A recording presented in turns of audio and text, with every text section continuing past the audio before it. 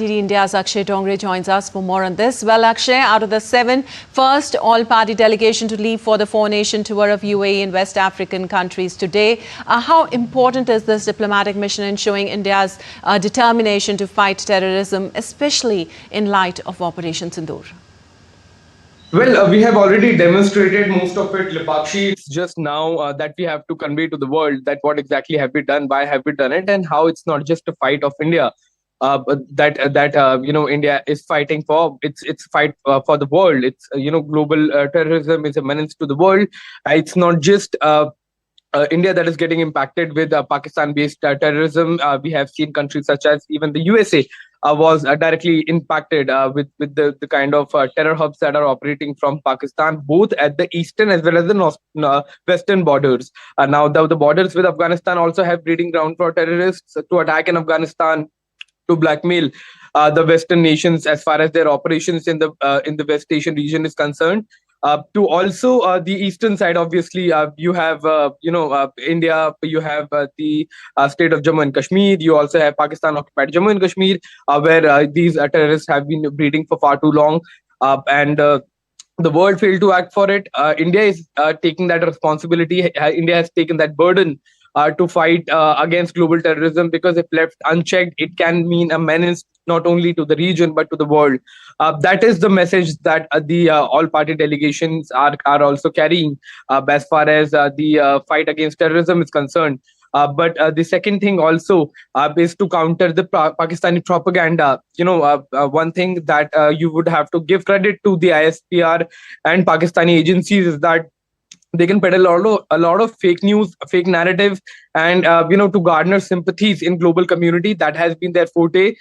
Perhaps that has also helped them with the kind of budget, the kind of loans that they get from IMF and the World Bank.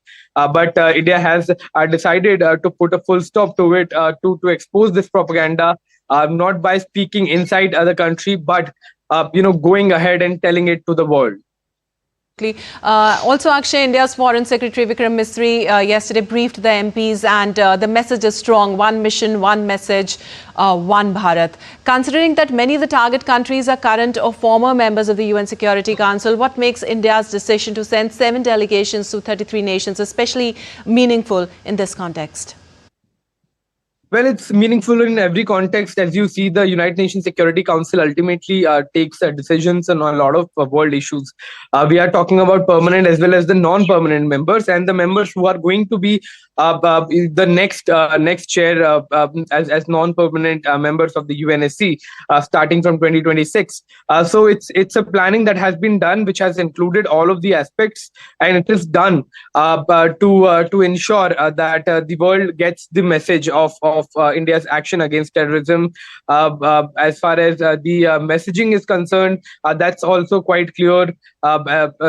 India has taken this step to act against terrorism.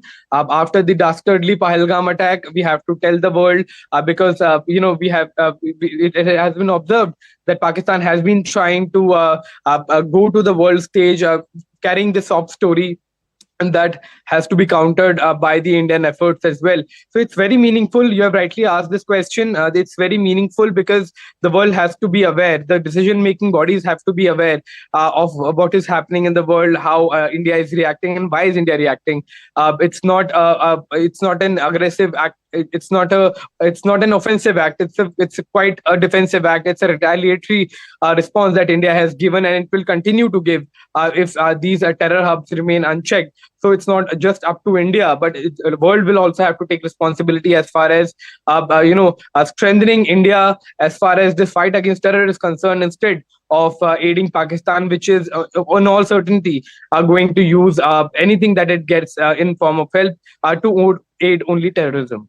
Absolutely, Akshay. Also, you've been mentioning about Pakistan's narrative. In fact, by confronting Pakistan's narrative on terrorism, could this campaign be viewed as a strategic masterstroke by the Indian government? And in what ways might it bolster India's position internationally? Well, it happens almost every time there is a major terror attack or action taken by India. As a matter of fact, a lot of other countries also do it. It's a set practice as far as a narrative is concerned, countries have to build their narrative. It has happened earlier too, that an all-party delegation usually visits these countries. So in a way, it's quite funny that Pakistan also has now started to copy paste the same methodology that the Indian diplomats and the Indian Foreign Affairs Ministry, External Affairs Ministry is taking, because Pakistan has also announced their own team after India's decision. So you can see the kind of narrative building Pakistan is after. So you have to counter that, and it's going to be very meaningful, because in international relations, you don't have relatives, you don't have best friends, you have strategic allies, which who will act according to their own betterment, their own benefit. They're not going to come and help you as a form of charity in any case whatsoever. So you have to build your narrative. You have to tell that why this fight also impacts you, why this fight is also concerned with you, and that is only when you can expect some sort of help coming in, because in strategic games, as India also rises, there also seems to be sort of an attitude as far as our country outside the global south are concerned, that India already is too secure, it's too strengthened.